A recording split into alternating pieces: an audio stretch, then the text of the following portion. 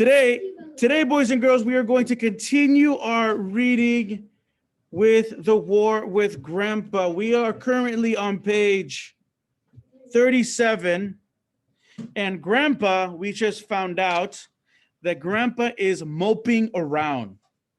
Grandpa is being a big moper. He is just absolutely just sitting around. He's very, very tired. He doesn't want to play with Peter. He doesn't want to play with Jenny. He's just kind of doing his own thing. And well, let's read. Let's see what's happening here as we read. We're on chapter 11. Only a dope will mope. Okay. We're gonna read it. We're gonna start reading on page 37 in the middle of the page where it says, "I'll bet." I'll bet. Okay, so I'm gonna move my camera around so you can see the story. And again, if you're having trouble seeing this, just make sure you. Yeah, I'm gonna focus it now. There you go. If you are having trouble seeing this, pin my video so it's a lot easier for you. Okay. All right. Here we go. Where am I? There I am. Okay. I'll bet in the first couple of weeks he was living with us, he never even went as far as around the corner. He just sat around. That wasn't how he acted before he went to Florida and Grandma died. Back then, when I was little, I remember how peppy he was. That's the last thing that we read. We talked about peppy. Peppy is when someone is very excited.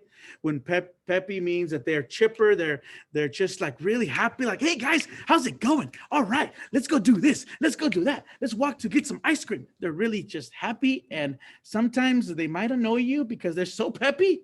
But still, someone who is peppy has a lot of energy, is very excited, is always wanting to do things. Okay, let's keep reading.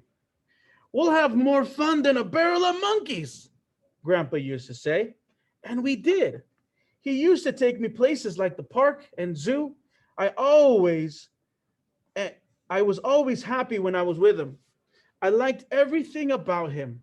His little white mustache that jumped up and down when he talked, the way he'd throw me up in the air and catch me or spin around fast, holding me in his arms, even his breath, which always smelled of peppermints. Fabian says, ew. I liked the way he tossed me a ball and tried to catch it. I was little then and could hardly hold on to the ball, but it was fun playing with him. I know Mom and Dad were concerned about Grandpa and the way he just seemed to be tired out and moping all the time. We went out to the movies a couple of times and to a restaurant, but Grandpa always stayed home. You go ahead, he'd say. I'll be okay back here by my lonesome. Come on, Dad would say. We'll have some fun. Have fun then, Grandpa would say. I'd only spoil it for you. I saw the worried looks that passed between Mom and Dad. But when I asked Dad about it, he just said, Grandpa's a little tired, Peter. That's all. He'll snap out of it soon. Sure, I thought.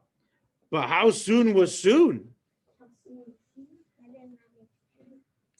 So here we found another important event in our story, boys and girls. And this important event is that Grandpa, here, let's go back to our important events list. So turn to page 9. Turn to page 9. This is our important events list here. The latest important event that we have is number 5 that says, the first night Peter sleeps in his new room, he feels angry and scared. Okay? So we just read that Grandpa is just kind of moping around. He's always tired. So I think that That to me is an important event. So let's go ahead and write that down. Number 6. Okay. Number 6. Let me see, make sure I can. And notice how I'm almost running out of space. So I'm definitely going to be using the next page.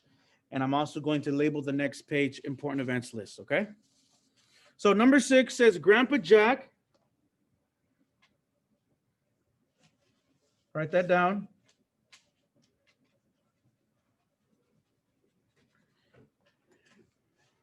Grandpa Jack is always tired and mopes around.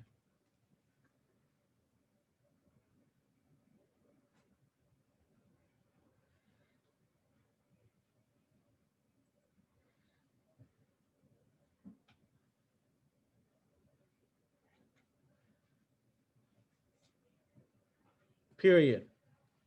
And I'm going to see if I can squeeze this one. Because Grandpa Jack is always tired and is moping around, what are mom and dad thinking? You remember when they invited Grandpa Jack to go to the movies, and they invited him to go hang out and to do all, to do fun things and all that stuff. And Grandpa Jack says, "You guys go ahead. You guys go ahead." What happened then? What look did they give each other? What look did mom and dad give each other? Kyra? Yeah, they were like they looked at each other like, this is dad, this is mom. Right? They kind of looking at each other and saying, but why are they looking at each other like that? Why are they saying, why can't they just understand that he wants to be alone? Why are they so worried about him being alone, Fabian? Yeah, the wife died. And I think I kind of just gave it away a little bit. I'm sorry. I said the W word. W. They are what about him? Esmeralda? They are worried. Mom and dad are very, very worried about Grandpa.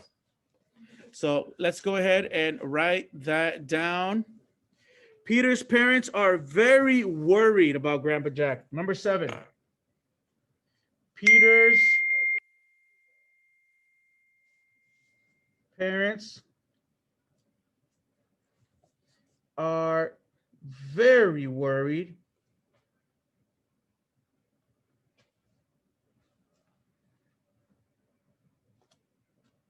about Grandpa. Sorry, I'm gonna have to write a little smaller here. Grandpa Jack. Peter's parents are very worried about Grandpa Jack. Write that down.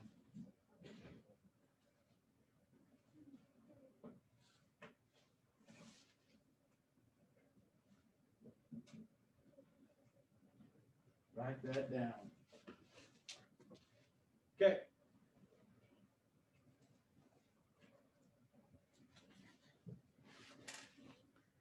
We good to go? No? Okay. Thumbs up when you're ready.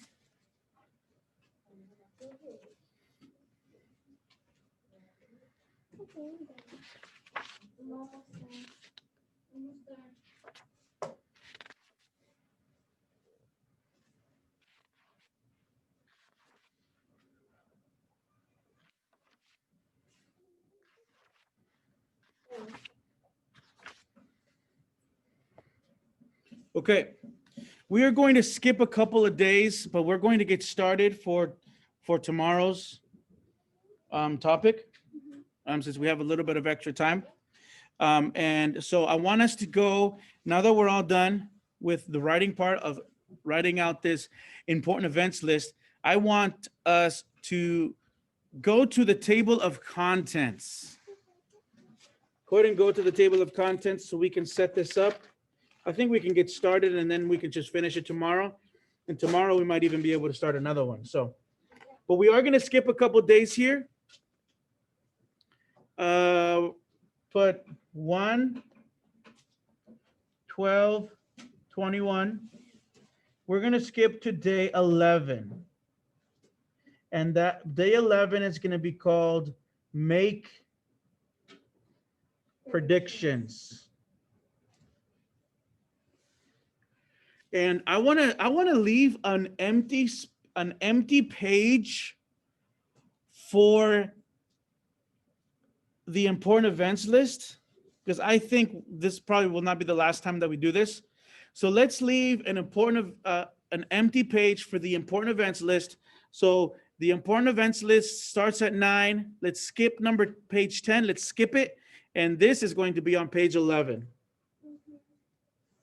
Like that.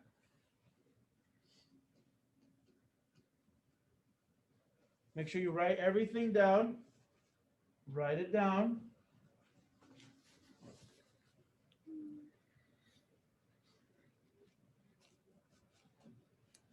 Good. Okay, so boys and girls, when we are reading chapter books, good readers always think about what's going to happen next in the story. Good readers are always thinking about that. We're always wondering, okay, what's going to happen next? Or sometimes there's a chapter where you're reading and you're reading and you're reading, you get to the end of the chapter and you're like, and then the author leaves you like hanging. It's called a cliffhanger, where the author leaves you. Or you've probably seen this too in like shows and movies, where like the author or the movie or the show is like, something exciting is happening, it's happening, and then they go to commercials. And then you have to wait for the commercials to be over, and then finally you get back into the show, right? But during the commercial, you're probably wondering what's gonna happen. Oh, I think this is gonna happen. Oh, I think Plankton is finally gonna steal the Krabby Patty recipe. Right? But commercials, that's what they are. And especially when we read chapter books, that's kind of what happens. Good readers, excuse me, if you have a question or you have a comment, I want you to raise your hand. We know the rules. Rule number 2. Raise your hand for permission to speak, please. Thank you. So, making predictions is something common that we do when it comes to reading chapter books, especially a chapter book that you're enjoying. I know you made lots of predictions with Poppy, and we're going to make lots of predictions with this book as well. Okay. So today I'm going to teach you that good readers make predictions. When you do this, when you think about what happens next, that's what it is. You're making a prediction. So I want us to start reading on page 39, chapter 12. Page 39, chapter 12. Here we go.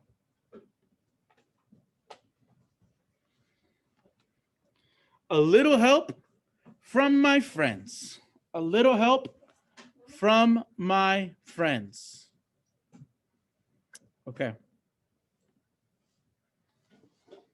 I don't care what you say, my friend Steve Mayer said. I think it stinks. Steve's right, Billy Alston said. Your grandfather is a room robber, and it isn't fair. By the way, Steve said, I'm invading Quebec. We were playing Risk, which is what we always played at Steve's house. Outside the living room window, it was raining like crazy. Steve is a Risk fanatic, or expert, or both. Billy and I can never beat him. But today, I was doing especially bad. Maybe because I wasn't paying close attention. Steve and Billy have been my friends ever since we met in kindergarten. Steve is taller than me and thinner, and he wears these horn-rimmed eyeglasses. Maybe because he reads so much. Billy is a little shorter than both of us, and he has crinkly red hair and thousands of freckles. Thousands of freckles on his face.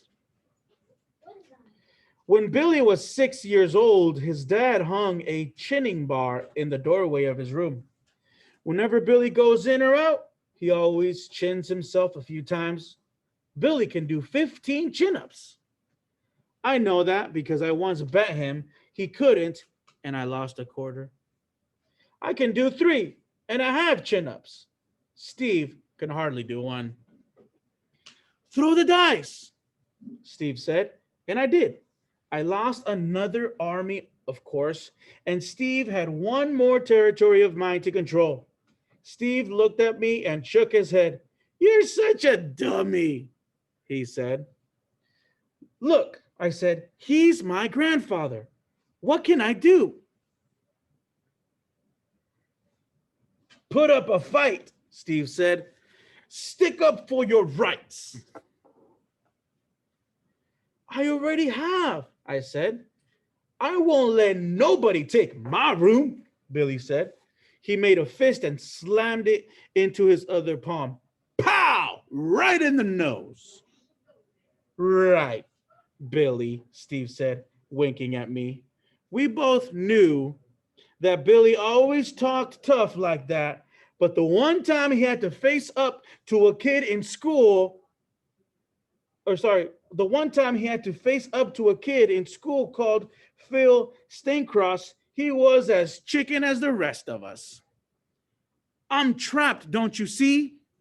I said. I can't let my grandpa know how mad I am at losing my room. And if I can't even talk about it, what can I do? So, boys and girls, when the book said that Peter doesn't want to let his grandpa know how mad he is, he doesn't want to let his grandpa know how mad he is at losing his room. I'm making a prediction. I'm thinking that instead of facing his grandpa and really talking about the problems that he is having, the feelings that he is feeling, I think that Peter,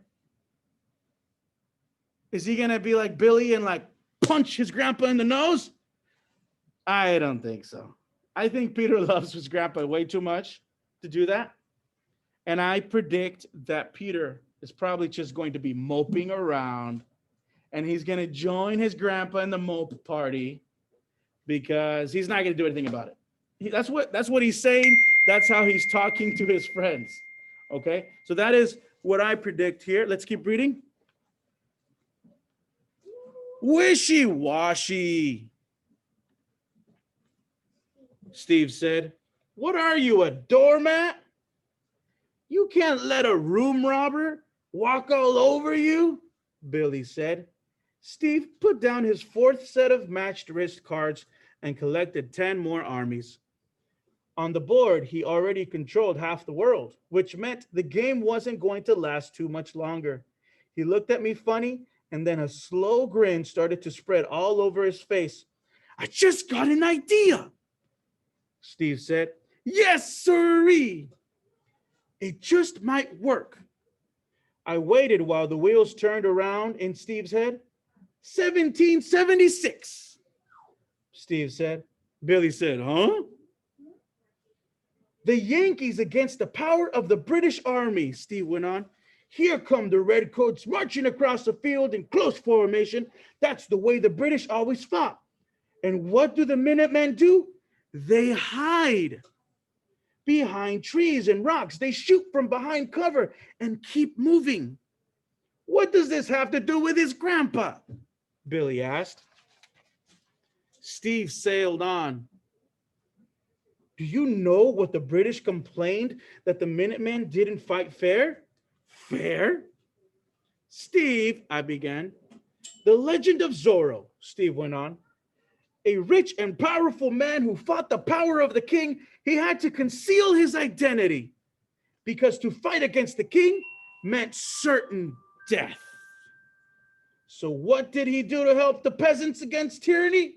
He hid his face behind a mask. Like Batman and Robin, Billy said. Close, Steve said. What am I supposed to do? I asked. Get a sword and fight a duel with Grandpa? Guerrilla warfare, Steve said, almost to himself. When you're trapped and there's no other way, you fight from behind rocks, you conceal your identity. You're crazy, I said. It's the only way, Steve said. Think about it. All right, go ahead and put your bookmarks in, boys and girls. Put your bookmarks in. So when Steve told Peter, that Peter should conceal his identity and fight, what do you predict is going to happen next? Remember what the title of this book is, The War with Grandpa. What do you think he's going to do, Maribel?